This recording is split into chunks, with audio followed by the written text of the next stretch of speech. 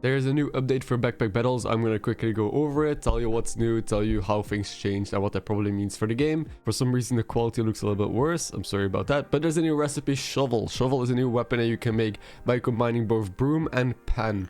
Those are both early game items that you see pretty often. What it does is really interesting. I'll show you the stats of the damage and the stamina cost. As you will see, stamina cost is reasonable, kind of like a wooden sword. The cooldown is pretty long though, but it has a 60% chance to inflict a blind, so kind of broom's effect but better. And when it enters the shop, so after a fight is done, you dig up a random item, so basically you keep getting random stuff from it. This is a little bit like Lucky Pig or Box of Gems, where you just can generate more items or more gold. I assume most items you get will be useless. They will be kind of things you want to sell off immediately, but they could also be worth a lot of money, so you could dig up quite a lot of good stuff. I think this is a really good early item.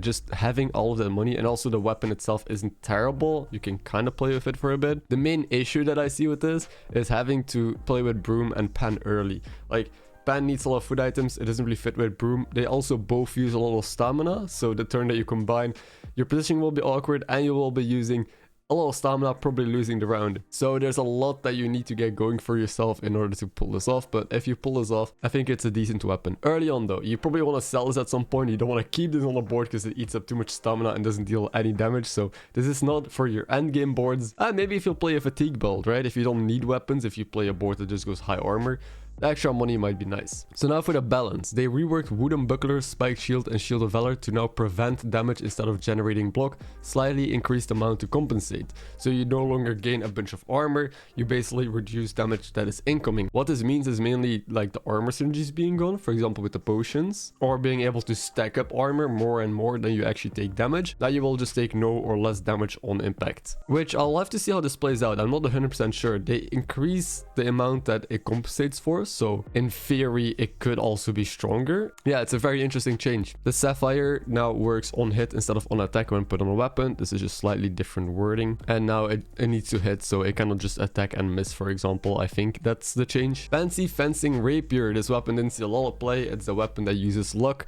and generates luck as well. The cooldown is reduced by 0.1 second. I'm not sure if that's enough to make it like really good or viable.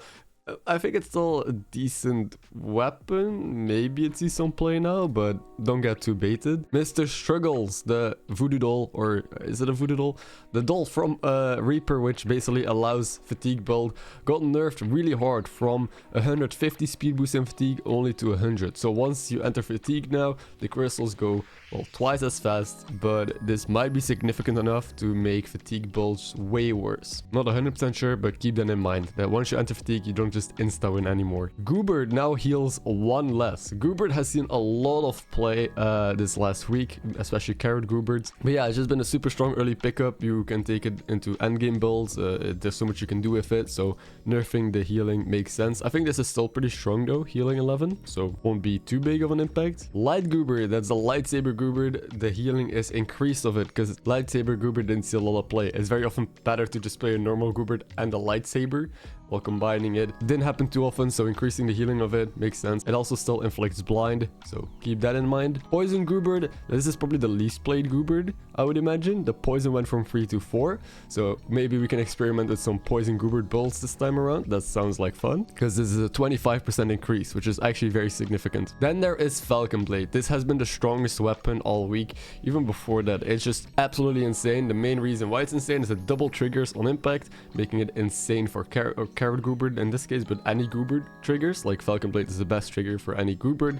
It also speeds up things, so with double Falcon Blade to speed up each other, you can speed up things around it. And if you have a damage stack with carrot Goobert, obviously the double hits and the fast triggers from the Falcon Blades make it insane. So I expected it to get nerfed, most people did. The stamina cost went from 0.7 to 1, which is actually really insane. Like that's a lot. So your main issue with Falcon Blade is going to be the stamina that you expend. So you'll have to find heroic potions earlier or bananas and all that stuff if you still want to go with double Falcon Blade. Maybe it's better to go Falcon Bow now, because Bow was already pretty good, but it uses way less stamina. So maybe Double Falcon is just a bit overkill now. Maybe you just go bow Falcon, slightly worse, but still pretty good. Or just Falcon with any other weapon, honestly. The bonus trigger speed is also reduced, so even if you just make this as an item to speed up stuff, which I sometimes did in Fatigue Reaper, so in my Fatigue build I played a Falcon as well, to speed up the crystals and the struggles, the dull. Yeah, now it's just gonna be slightly worse. The cooldown is also increased to 2 seconds instead of 1.8. Also significant, again, because it was the best goobert trigger.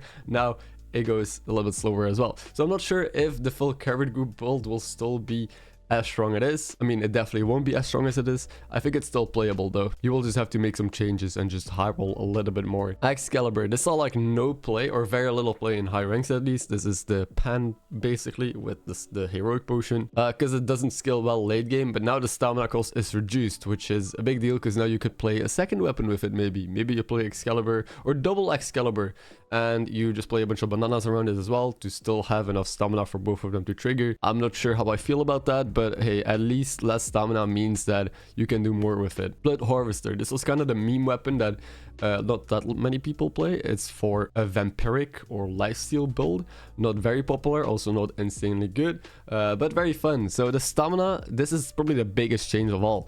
Went from 1.6 to 0.5. That's massive. But that also means that the cooldown went from 1.4 to 4 seconds. And it was made cheaper. So what exactly does this mean? Basically, it triggers way slower, but uses way less stamina. Like pretty much no stamina. And the reason why that's better is because Blood Harvester speeds up for your vampiric. So if you stack up a lot of vampiric, the extra, I think it's 5%, that it speeds up is way more significant on 4-second cooldown instead of 1.4. Because 5% of 4 is more than 5% of 1.4. So basically, you will just get your weapon really fast regardless, even if the cooldown is 4 seconds. If you stack up Vampiric, it should be insane. And it's not going to use any stamina. Because if you saw my video trying to make it work on Ranger, the issue was it went so fast, but it has so much stamina. It just instantly ran out. So this is pretty cool. I like this a lot. The only thing you got to worry about is Blood Harvester strong enough of a weapon? Even if it goes really fast, do you deal enough damage? Maybe you can play some damage with it, I'm not sure, but yeah, maybe we can play this now and try it out more. Now there's some bug fixes, I'm not going to go over those, but here's some other really interesting things. They added default battle speed, so basically if you always speed up the fight, you can basically just set it to default, so it always automatically speeds up the fight. Pretty cool. They added a windowed mode feature, which I think is massive actually, especially for people who stream. They added resolution. That is probably why everything looks a little bit weird right now, because the resolution is different. I'll fix it after this. They added other options like FPS limit, reduce FPS when window is not focused, mute when window is not focused, and the cursor size. So basically they just expanded on the options menu. Pretty cool. Obviously these were all very needed, but again, it's a game that's just an open beta, so yeah, I didn't expect too much from it, but cool features to have. They brightened the color of spike damage numbers. Okay, combat logs no longer show spikes and vampirism activating for 0 damage or heal. And the last one is added fire particles to Ruby Egg, Whelp and Chunk. So now there is more, I guess, fire particles. Sure. Alright, so we'll see how this changes the game. I'll be streaming it again every day next week and posting videos if you want to see what's up with all of this. But yeah, hope this was helpful. Thank you for watching and catch you in the next one.